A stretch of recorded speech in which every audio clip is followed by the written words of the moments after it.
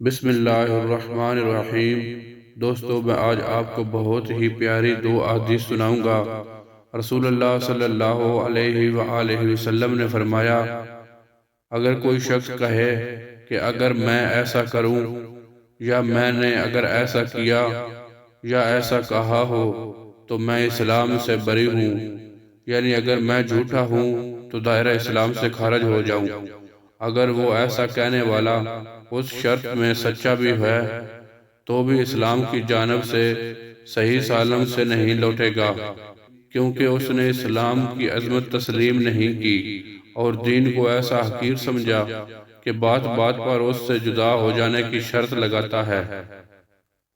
نبی اکرم صلی اللہ علیہ وآلہ وسلم نے ایک آدمی کو حکم فرمایا، جس آدمی نے رمضان میں روزہ توڑ لیا اسے چاہیے کہ وہ ایک غلام آزاد کرے یا 2 مہینے کے روزے رکھے یا 60 مسکینوں کو کھانا کھلائے۔